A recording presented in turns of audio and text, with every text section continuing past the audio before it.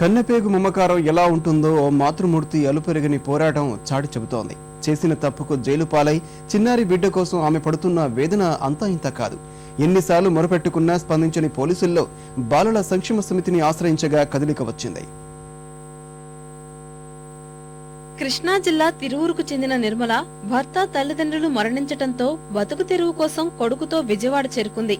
అక్కడ ఓ కేసులో ఆమెను కృష్ణలంక పోలీసులు అరెస్ట్ చేశారు. నా అన్నవాళ్లు లేని కొడుకును తనతో పాటే పంపాలని పోలీసుల కాళ్లావేళ్లా పడ్డా కనికరించలేదు. నేరం రుజువై ఆమెను 7 ఏళ్ల శిక్ష కోసం రాజమండ్రి మహిళా కారాగారానికి తరలించారు. అప్పటి నుంచి బిడ్డ ఆచూకీ కోసం పోలీసులకు ఎన్ని ఉత్తరాలు రాసినా ఫలితం శూన్యం. చివరకు బాలల సంరక్షణ సమితిని ఆశ్రయించి కృష్ణలంక పోలీస్ స్టేషన్లోనే బిడ్డను వదిలినట్లు ఫిర్యాదు చేసింది. జ్యుడిషియల్ అధికారులున్న ఈ సంస్థ కృష్ణలంక పోలీసులకు నోటీసులు పంపింది. నన్ను కోర్టుకు హాజరు చేసేటప్పుడు నాలుగు పోలీస్ స్టేషన్ లో ఉన్నాడు. నన్ను కోర్టుకు హాజరు చేసేటప్పుడు నా పిల్లడు ఎక్కడికి పంపించారో ఏమిటో నాకేమీ తెలియదు. నా పిల్లడిని నాకు అప్పు చెప్పమని నిన్న పోలీసు వాళ్ళని అడుగుతున్నాను.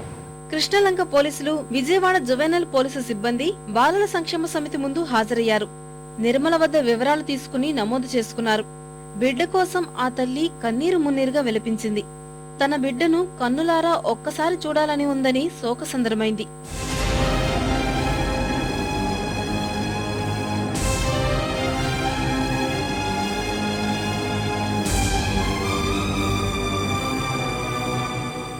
ఎట్టకేలకు బిడ్డ ఆచూకీపై పోలీసులు రాతపూర్వక హామీ ఇవ్వటంతో ఆ మాతృమూర్తి మనసు కాస్త కుదుటపడింది.